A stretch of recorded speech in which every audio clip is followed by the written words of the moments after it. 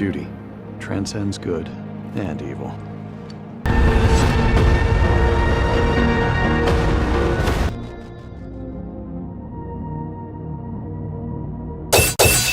Well, this video is incredibly late, but with my sister's wedding and a plethora of other projects, might as well get it out now. But hey everybody, welcome back to another Ninja Gaiden 4 related video. And as the title and intro suggest, I'm going to be talking about and reviewing / giving my overall thoughts on the Two Masters DLC for Ninja Gaiden 4, which I have made a plethora of videos on in the past, which you can check out. But regardless, when it comes to this DLC, I was very hyped for this, because it was going to add a lot of things that I was really wanting. Brand new weapons for the central characters, new enemies, new bosses, and some extra content as well. With a complete leg up from Devil May Cry 4's Special Edition that only added brand new characters and didn't evolve anything else, which was something I felt would have separated the comparisons of Ninja Gaiden 4 and Devil May Cry 4 with most fans. And those comparisons are slightly justified because they are very similar in a lot of ways. This DLC could have and should have been a diverting point between comparing the two titles, but also taking the time to fix a lot of the problems that the player base has with Ninja Gaiden 4. And this DLC does and also does not do that. While it is not as bad as the Special Edition titles for Devil May Cry, where those titles added the bare minimum and could have done more, this DLC suffers through the same damn problems despite it promising to add more. And with how little and shady they did market the DLC, it kind of frustrates me because of what's actually in the DLC. And speaking of, that's a good segue into talking about what comes with this DLC, because you do have to pay for it. Obviously, both characters get one brand new weapon for this DLC, the Dragon Whip Gauntlets for Ryu, and also the Scythe weapon for Yakima, which does create a lot of problems, but I'll get into those a little bit later. But when it comes to the exact weapons, they're not too bad to mess around with. The Dragon Whip Gauntlets for Ryu are a little confusing, but also somewhat fun, and do add a little bit more to his combat, giving him a lot more to play around with, which was actually pretty cool. As for the brand new Scythe weapon for Yakima, it's extremely fun, and honestly my favorite to use next to his already cool kit. And if you're thinking that the Scythe weapon is going to be exactly how it was in Ninja Gaiden 2, you're dead wrong, because it behaves a little bit like a boomerang, and honestly adds a bit of range and speed and also distance, with a little bit of heaviness to the attacks with it. It being incredibly versatile and fun to use against enemies, despite the changes to certain gameplay mechanics when it comes to these brand new weapons that cause a little bit of issues to the gameplay formula. And when it came to these add-ons, it was something that I was worried about how they were going to implement them, and honestly, I was justified because oh my god. Like I said multiple times, I knew it was going to be pretty bad when they do add brand new weapons for Ryu with how they changed his overall gameplay systems. Because Ryu's gameplay wasn't built around having multiple weapons, Yakima's was. Yakima's gameplay does get a bit clunky when he has an extra weapon like the Dark Dragon Blade at the end of the game, but that's more coming from the quick selection system and how it was at the end of the game, going all the way to the side to select it or going through your 4 weapons, making it feel slightly clunky having an extra tool in your arsenal that doesn't really fit with your overall kit and how smooth it already was, because it was built around 4 specific things, and adding more onto that would make it fairly complicated. And in this DLC they kind of do that, slightly screwing up the overall system. I do think the idea of having multiple selects does work, where you can mess around with different playstyles and have different weapons selected for different moments for both characters, but the issue is how this was implemented. While it works for Yakima, it does not completely work for Ryu because he doesn't have too much to compensate for it. But also in gameplay, having 2 different quick select screens that you can accidentally swap between if you happen to double tap a certain select weapon. And with Ryu only getting 1 other weapon, you have 2 to choose from, your sword and the gauntlets, and having 2 empty slots kind of screws you over. Yes, you can obviously quick select your overall Ninpo magic for the other 2 slots, but at the same time, having to double press to swap swap between two different grids kind of screws up combat and the flow of it. This would be like if Devil May Cry 5, midway through combat, you would have to cycle between 3 different rows of your already existing weapons that you had in pre-existing sets. This is very similar to the overall system they had in Ninja Gaiden 2, and I'm gonna be honest, I am not a fan of it. It overall screws up the fundamental idea of the quick select feature in combat for both characters. Personally, the system would have worked a lot better if you did not have the ability to swap between the 2 different quick selects while in combat by double pressing a certain button. Instead, they should have kept it to the main menu, only having one select screen, but just like in the DLC, you can have different layouts and you can only swap your layouts through the main menu. You're stuck to the layout you have customized until you go and change the layout or the order of weapons. But no, that's not the system that they chose to do. They chose to overcomplicate a pretty solid system that they already had. And with Ryu not being built around the idea of having multiple weapons and his Ninpo magic being used to compensate for that, him having another weapon in this DLC with the changes to the quick select make playing as him kind of frustrating. Because if you have to use your Ninpo magic, you have to double press a certain button or have 2 equipped to your main weapons roster. Sorry, not sorry, this was just fundamentally dumb. And adding on to that, Ryu only getting 1 brand new weapon, making this kind of worse. And honestly, this was just a fundamentally stupid decision. If Ryu wasn't designed to have more weapons, why even bother just adding 1? If he's going to have weapons, give him 3 other ones to compensate for the fact that he only has 4 slots, very similar to Yakima, and it would make sense to switch between those slots, very similar to what you can already do with your Ninpo magic. So giving him 3 weapons would have actually made sense compared to just 1. And it would overall fundamentally make the layout system work a lot better for Ryu's character, where you have 4 different things you can choose from and you can use them in different combinations by equipping them in the main menu, and you would only have the 1 select screen, so it would make things a little bit more different for your overall playstyle, where would you only want to use your Ninpo magic or your weapons, or you can use 2 of both. But I digress, that would have been a better fundamental decision for this DLC. Only having 1 different slot and you have to choose what you put in it. As for other additional add-ons to this DLC, like brand new enemies,